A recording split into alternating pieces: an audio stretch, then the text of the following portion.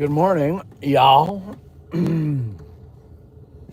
um, Here's a prime example of my DHD, ADD at play. Um, where am I going to go today? Let's take you this way. Went to Bantam, got up early, got ready early, got into town early, made a call this morning, had a little meeting, and then got my coffee, and I have a show at 11.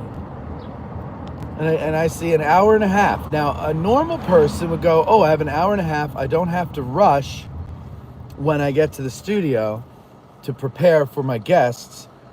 But Matt type people go, oh, I have an hour and a half. That means I have time to do something else that I like doing. That would be fun, which is, of course, talking to you guys and trying to get out of the way of this bus. Sweet jumping Jehoshaphat. Good old. Anyway, what was I saying? I forget what I was saying. Anyway, so we're going to go just on a quick little ride. We're going to go through Culp's Hill. That's what we're going to do today. Yeah, Peter, I agree. I've always been better under pressure. I was waiting till like the 2 days before a paper was due in college or high school even. Jeffrey is heading from Rochester to Buffalo. Good morning, Francis. And, well, good, Jeff. Is that for work or?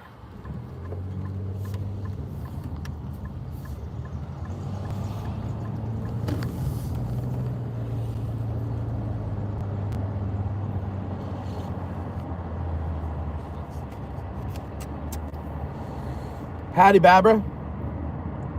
Top of the morning to you, Eric. Top of the morning to you.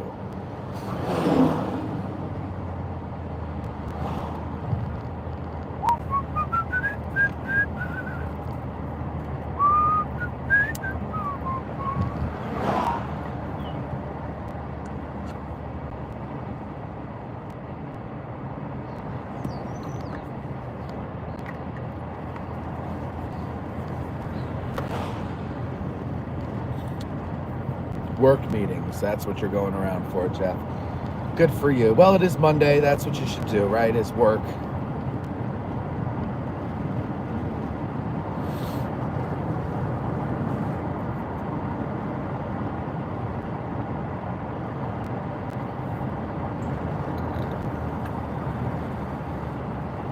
Morning, Tom Canavan. How are you?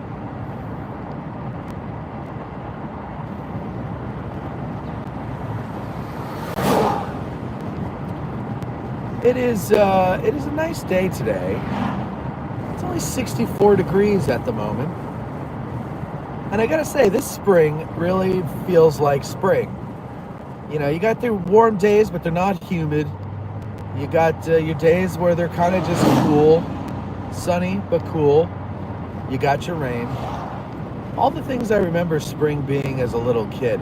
Then for a while between high school and just a couple of years ago, it seems that, you know, you go winter for maybe 2 weeks of spring and then straight into summer, which I loved.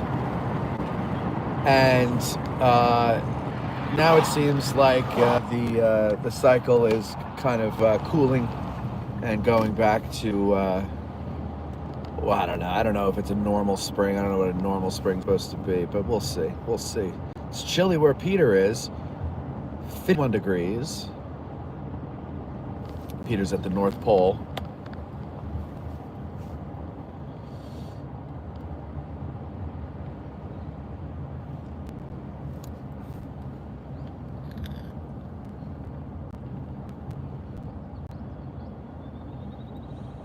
Jeff says, I felt if I prepare for meetings, they never go as planned, so winging it seems to be more genuine anyways. I am 100% with you.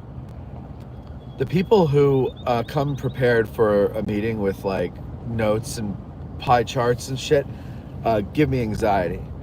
And then when I try to like get them off their script and they can't, I kind of lose interest in whatever the hell we're meeting about. Now, there's a time and a place for everything, but if it's an initial meeting, just talk to me. I don't want to see your graphs like that. We'll do that later if we decide to go forward. But until then, just freaking talk. What is up with you people, right? Right?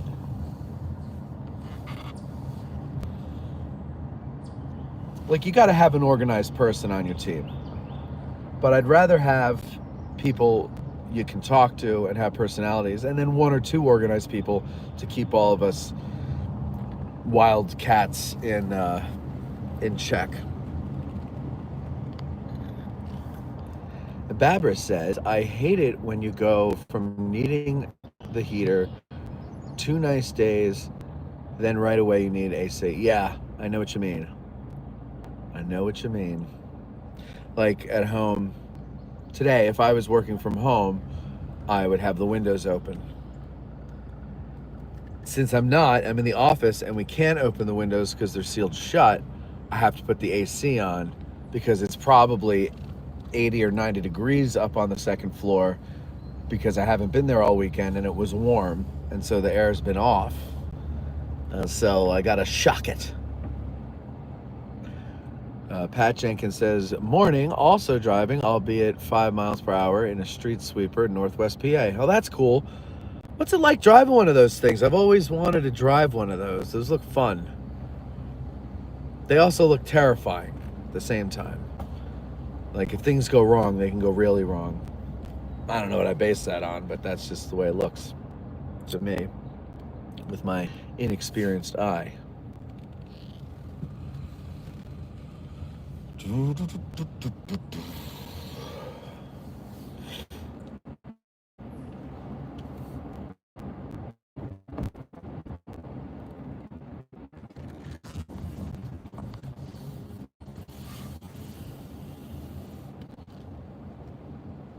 There's a volunteer, or at least their car.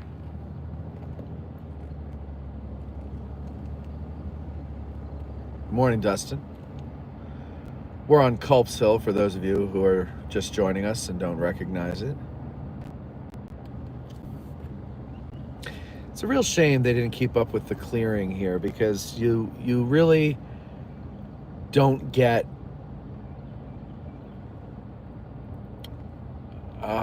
what's the word I'm looking for? Not the essence. You don't get the magnitude. Is that maybe a word? You just don't get it looking from the Union breastworks down into leaves 5 feet in front of your face. And it's a shame because there was money for it and they just decided they weren't going to do it. And I believe the guy who created the endowment took it back or did something else with it because he was pissed. And I don't blame him. Would have been pissed too.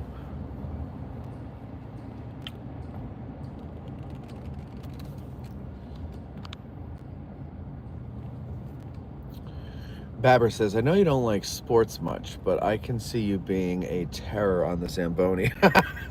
Oh, that's another thing I've always wanted to drive. The Zamboni machine. I would have, if I had a job driving the Zamboni and I come out between periods to Zambonify the ice, I'd make a show of it. I'm sure I'd be fired for it. It would only be one show. But I'd, have the guy up in the booth play a song, I don't know, whatever, I haven't decided yet. And I'd come out maybe in a costume or something and do a dance while I'm Zamboniing. The audience would love it. The arena would hate it, and I'd be fired because insurance would not appreciate that. Safety Pat's Tidbits. Welcome, Safety Pat. That's a new name by me. Andy and I are also driving to Gettysburg right now. We're on 88 coming out of Albany, New York. So hopefully you catch some of that good weather by the time we get there, do some touring of Gettysburg. Do I know this Andy? Why do you say Andy and I like I know Andy? Is it Andy Biggio? That's the only Andy I know. Which Andy are you talking about? Or is it just your Andy? and you're just saying the name as if I know who it is. Because if it's Andy Biggio, let's get a beer. Pat Jenks says, things can go bad quick. Haha, it's great. I get to be by myself all day while listening to audiobooks and podcasts. That's pretty sweet. That's pretty sweet.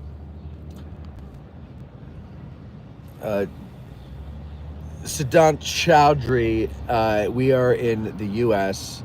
This is the Gettysburg battlefield, Gettysburg National Military Park. That's why the streets are so empty. It's Monday, and people are at work, which is where I'm heading in a few minutes. All right, so that took us about 9 minutes. Actually, it took us 10 minutes. 11, just turned to 11.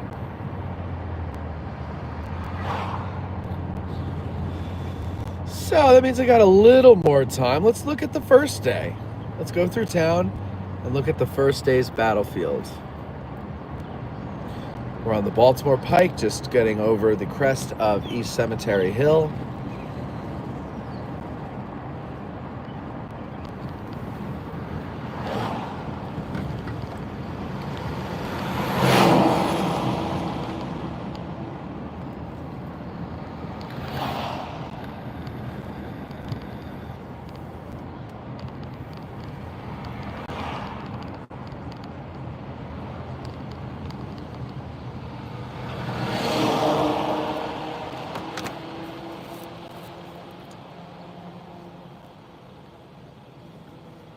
Carolina Threeper says, big fan of addressing Gettysburg. Thank you.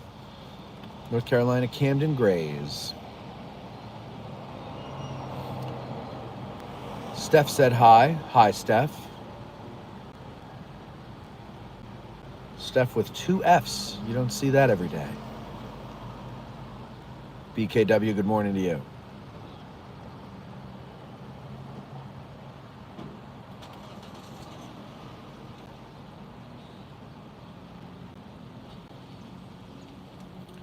Good morning, Reed.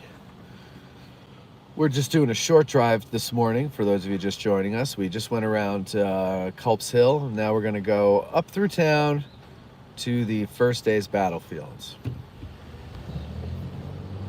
Steph says the 2 Fs are important to me. All right, well, good. I'm glad you're able to type them and use them. Only in America are you free to use 2 Fs in your name if your name is F. Peter said, how's the view rating on Captain Dale Dye been?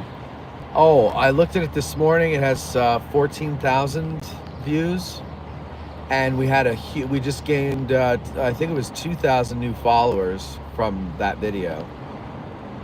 So that's pretty sweet. I have given up trying to predict what will work on YouTube and what won't. There was a period where we got like 10,000 followers. Once we hit 10,000, the next 10,000 were really easy. And then it plateaued, and the number of followers dripped in for the last 3 or 4 months. Views kind of were lethargic, basically average. They're average for what they've been for the last year, I think. And then all of a sudden you get Captain Dale Dye in there, and boom. And then that'll wear off, and it'll go back to normal, I guess. I don't know. I'm done trying to figure it out.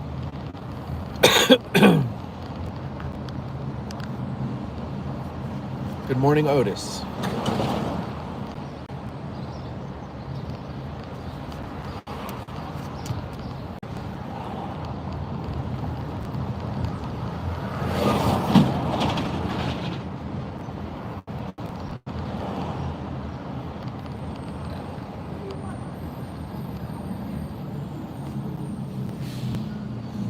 You're welcome, Steph, for pointing that out. Why? Can you tell us why the 2 Fs are important, or were you just being funny?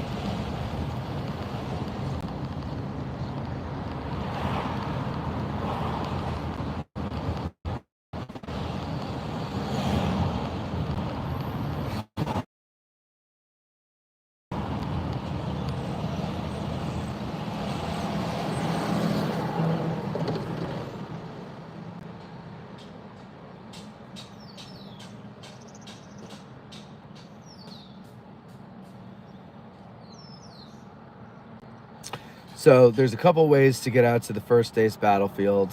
This way is the southernmost approach. We're going to take the Fairfield Road to Reynolds Avenue, and then that'll take us, we'll go the whole line all the way down to Barlow's Knoll.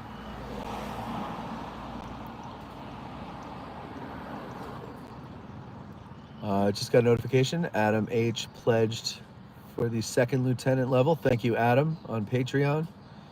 Thank you very much, sir. Anything unique that I show? No. There's very little that's unique about what we do here. No. There's over 1,000 videos on our channel, but none of it is unique. Absolutely none of it. No, I mean, I don't know. No, if you ask me, no, I don't do anything unique. If you ask other people that seem to really get what we're doing, yes. But that is, I can't, I'm not a salesman of myself. I can't say that for sure. What I do on this channel, I've done my entire life and nobody batted an eye. So I don't think it's unique because of that. Now people have batted an eye. They think it's unique. I still have to be convinced. So that's my honest answer. Dustin says Matt himself is unique. Well, now that's true. Unique meaning like fun from afar, but far from fun. You know what I mean?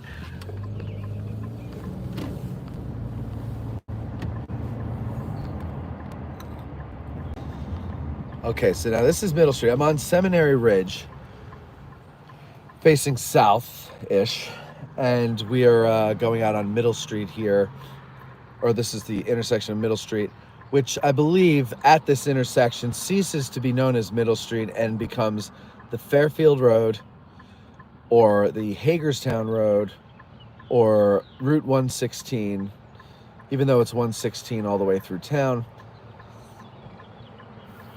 etc.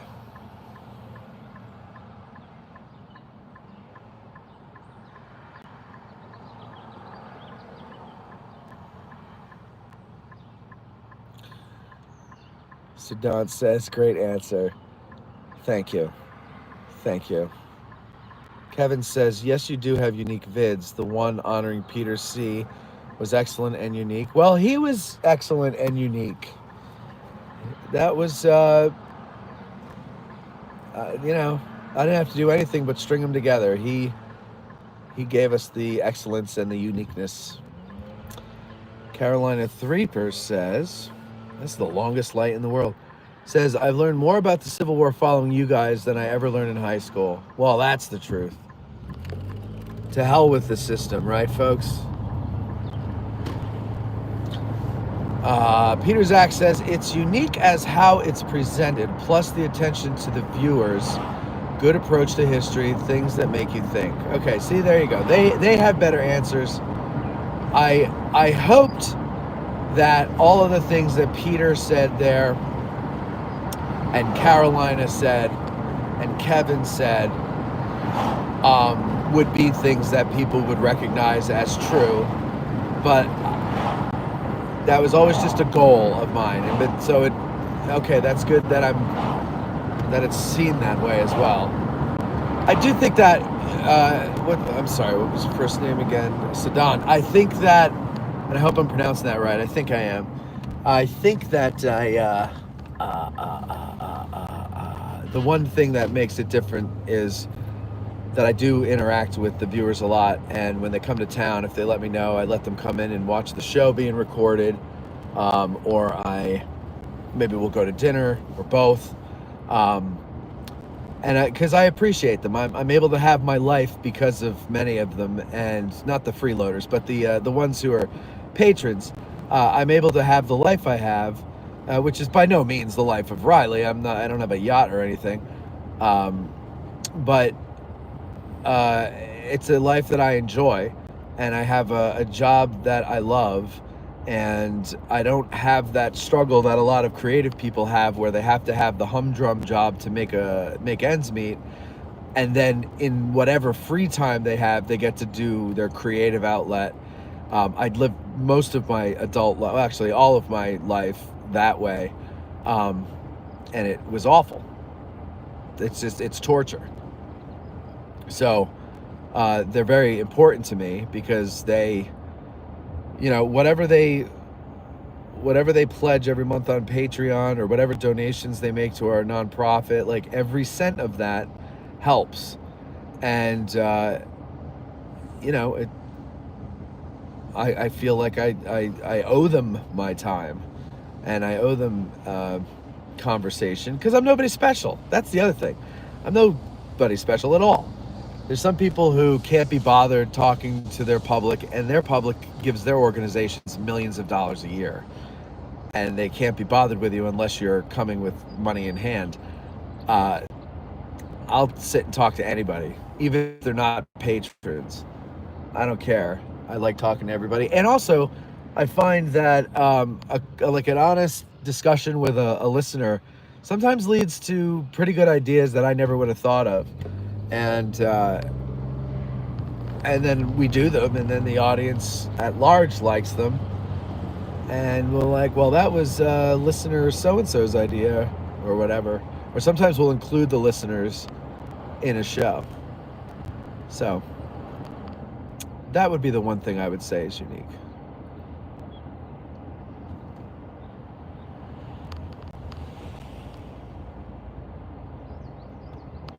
You have a job that you love? That's so unique. Well, that's true. But your question wasn't what is your job, or is your job unique? Your question was, what do you have here that's unique, or something like that. So, but you're right. Good morning, Russell. Michael, good morning. Let me see, did I miss any other ones? Let's go this way. Jim, I was going to start screaming that. I was going to start yelling, Attica. See, the word unique gave so many interesting topics. Yeah, no, that was a good call on your part. I like that question. Jeff says, AG is like that sick animal in the herd. It's like the others, but you can't help but watch that one. Right, as it's flailing and dying. I get it. Chap says, okay, I've been watching, but was eating my Lucky Charms. Done. So good morning. Good morning, Chap. How are you? Kevin's... I love Lucky Charms. And I don't care if you're a 50-year-old man eating Lucky Charms. I don't care if you're a Purple Heart winner eating your Lucky Charm. You know what? That Purple Heart gives you the right. That's your Lucky Charm. That gives you the right to eat Lucky Charm cereal all the livelong day. Nothing wrong with that. Kevin says, the fact that you did the video string on Pete was what was... Oh, I get you. Okay. All right. See, here's the thing. I don't consume the other people's stuff. And it's nothing against them. There's three things going on. The big thing is I don't have time. The other big thing is I don't want to be influenced. And the third big thing is I don't want to be discouraged. Sometimes people who don't talk to each other have the same idea, and unbeknownst to each other, right? And then one of them gets it out first. And even if it's the same idea in essence, it doesn't mean you're going to do it the same way. And so I've just been like, don't pay attention to what other people are doing. Don't pay attention to what other people are saying. Just do what you think is right and let the chips fall where they may. So that's kind of the attitude I have. I'm not really sure. I mean, I'm aware of, little series or whatever that people have. Because, people come up to me and tell me, oh, I listened to so-and-so and I watched this and that and everything like that. And I couldn't care less, but, whatever. They're telling me. But actually, I do care because they list them and then they go, but you are my favorite. And then I go, that's what I want to hear. Other than that, I really couldn't care less what anybody else is doing, because really the time thing. It's like I just don't have the time to pay attention to other people. If you do have the time to pay attention to other people, you're not doing anything. So, got to do something. But the one something you don't got to do is pay attention to other people.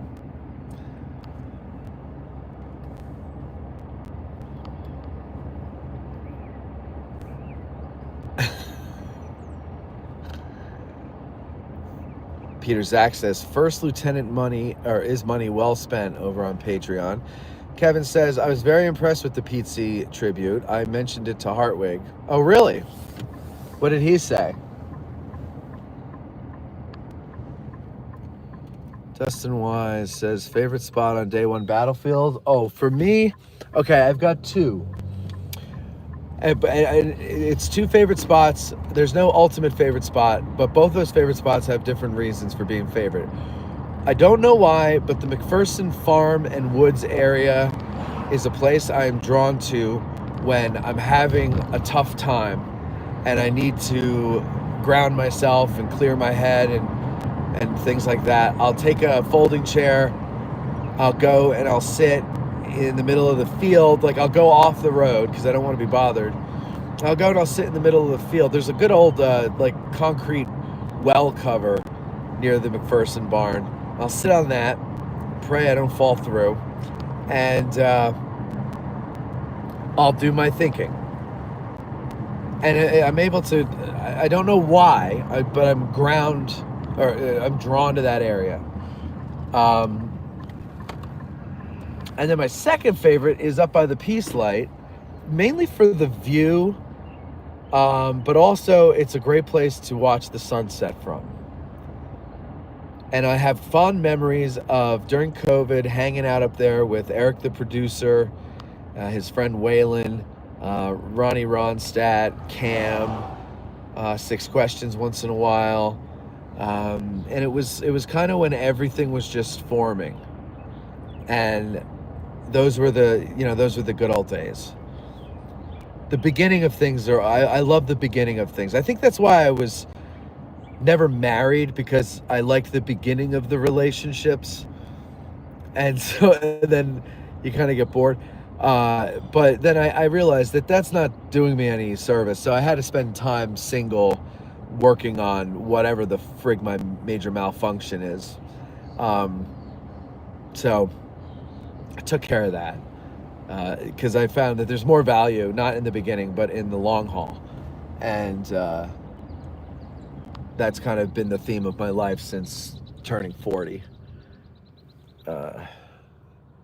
So yeah, that's my other favorite spot up there.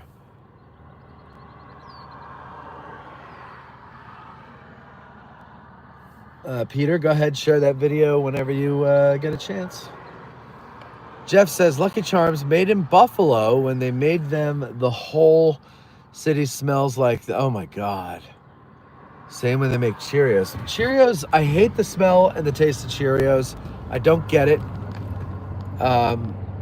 Like, I couldn't stand, when everybody would give their baby Cheerios, like just a little Ziploc bag full of Cheerios, and it smelled like baby spit and Cheerios. Ugh. But Lucky Charms are fantastic. Siddhant says, give a lift to somebody. No, nobody needs my help. Are you kidding me? Is that what you're talking about? Like, give a lift to some other creator? I have, actually, and I will again. It doesn't, you spend too much time doing that, and it doesn't, it's not always appreciated, put it like that. So I'm kind of selective. Oh, we got an American flag up there. That's cool. That's cool. Let's see. Jim says, I'm a man in my 50s that unapologetically still eats Fruity Pebbles. Oh, those were good too.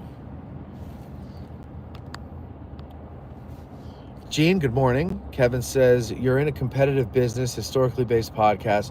If you don't maintain uniqueness, you won't survive. You seem to be doing well. Thank you. Hard podcasts are hard.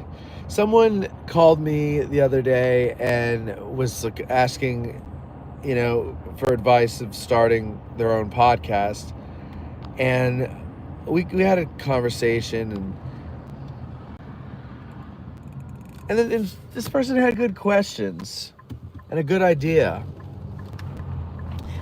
But I kept going back to prepare to not succeed, because you most likely won't. And it's not because you suck. It's not because your idea is bad. It's because nobody does, statistically speaking, and you're a dime a dozen. Everybody and their mother has a podcast. Everybody starts a podcast every day. And you also have the problem of corporations using the podcast medium, which drowns out the organic people like ourselves, the grassroots people, because they have the budget to market them, and they have the money to hire the best people. We don't. We have to earn it, and we have to earn it. It's a very slow climb, and it never, for something on this level, our level, it's never going to earn through Patreon and t-shirt sales and coffee sales. It's never going to earn the money of a political podcast. It's never going to be given the amount of money that museums receive and donations. It's just not going to happen, because the people who have money tend to skew older, and older people can't grasp this virtual world as easily as younger people can. And younger people would donate $1 million to something like us, but they don't have it. Whereas the people who have it would rather put it in the tried and true institutions of the 20th century that they're familiar with. So it's tough. Now I could go start running around doing prank videos in Gettysburg, call myself the Gettysburg prankster, and I'll make $20 million in a year. And that would be wonderful. But I would feel completely hollow inside, and I would not be proud of myself. As I float around the Caribbean in my yacht, I would be ashamed that yacht was purchased with pranks. Low-hanging fruit, in other words. Some may say, hey, go for the money. And no, I won't. I can't. Couldn't do that. Michael, no, that red barn was not used in the film.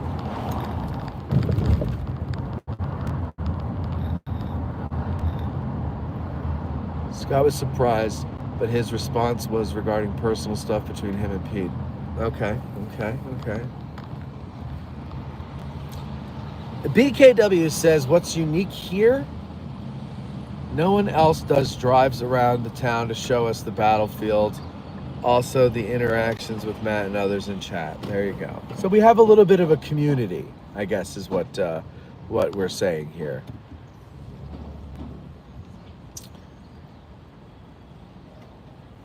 Trees with red leaves. I don't know. I didn't see. I'd have to... I don't know. Sorry. I didn't see any trees with red leaves. Peter, trying to start a foundation is tough as nuts to start. It is. Jim says, Matt, at the next AG get-together, you should have a wet t-shirt contest and mechanical bull riding. Also screen Urban Cowboy. Yeah, no, that's actually one of the things we've been thinking of doing, was adding that element. Oh, the Japanese maple? That might have been it. I didn't see any.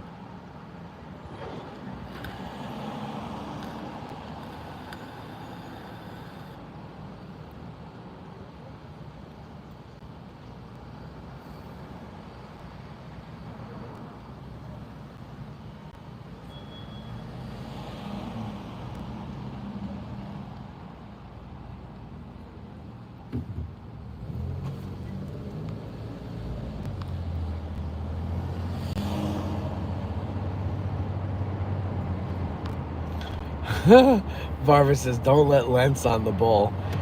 See, that's funny.